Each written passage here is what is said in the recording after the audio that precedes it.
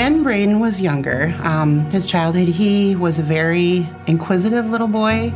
He was not one to sit still for very long. Brayden became challenging early on in his life, especially when he entered school. Things became more clear and obvious that he was challenged with social things. And structure from the teacher, that was hard for him. Yes, and his basic learning of life's rules and whatnot, and what he sometimes struggled with. Brayden had struggled at school with social issues, but one area where we didn't see any struggles or any delays in Brayden was with his family and with his cousins. He didn't have a problem when he was getting along with his cousins. We didn't see it. We didn't see it at home until he was probably getting closer to middle school. And the kids were getting older and they had different interests than each other. So they were starting to branch out with their own friends. And that was a hard area for Brayden to handle.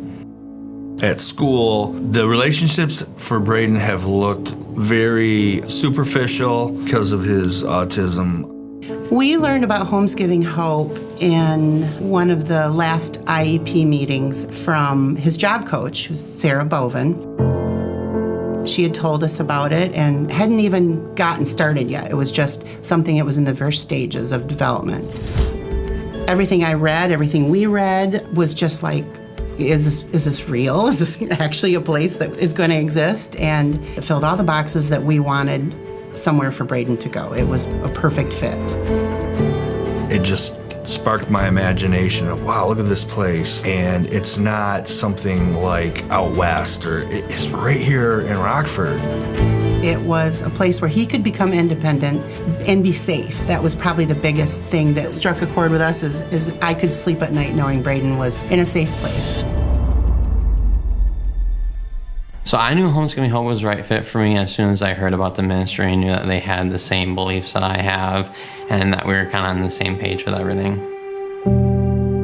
School was very hard. I didn't get diagnosed with autism until I was 16. So in my younger years, they just thought the things I were doing was maybe because I was a bad person or a naughty kid. Work was always hard because with my anxiety, sometimes I would not want to go to work. Sometimes it'd be a few minutes late and I'd just be like, okay, I'm just gonna stay home. And there's been times where I'd be fired just because I didn't know what I was going through. I didn't know how to ask for help and I didn't know how to make accommodations. I knew I was ready to move out as soon as I heard about the men's house that opened. It was in November and I heard about it and they were like, well, let us know what you think whenever. And I'm like, no, I know now. I'm ready to move in and let's do it. Leaving was a wave of emotions. It was exciting. It was also nerve-wracking. Once in a lifetime experience of moving out of my parents' house, and it won't happen again, so. One of the things he's learned with his relationships at Homes Giving Hope is the differences of other young men and what is acceptable, what is not, that people are different.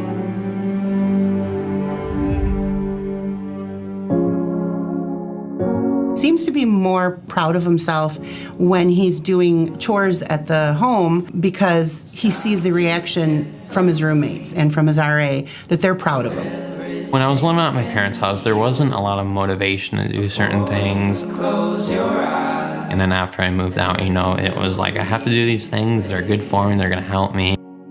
World, are you with me right now? World, are you with me right now? My favorite part about living here is that I can just kind of do whatever I want, whenever I want, but I also have things I have to do. I have to go to work, but I can just go for a drive. I can go get a, soda. I can do, stuff like that. And I don't need necessarily permission, and I can just be independent and make mature decisions on my own. We've seen a lot of success in Brayden since he's been living at Homes Giving Hope. One of the biggest things is the fact that he's understanding what it means to live independently and what it means to take care of himself and how important it is to follow through on the jobs he's expected to do. And he has definitely surprised us in how he's taken on responsibilities and he's okay with them. I caught a glimpse of heaven. in the whites of your eyes. Now I know that everything will be alright. Parents looking at and interested in Homes Giving Hope should understand that the staff at Homes Giving Hope and the whole purpose behind it and the whole ministry is they have the same goals for you, your child, that we as parents do.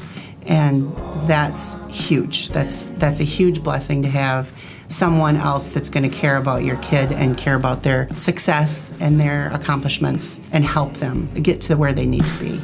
World, are you with me right now? World, are you with me right now?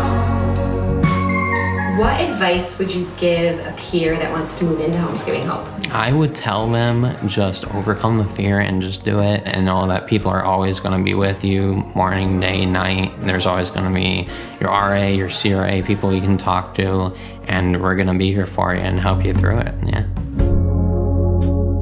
He's finding his community, and that's huge because he didn't fit anywhere before that.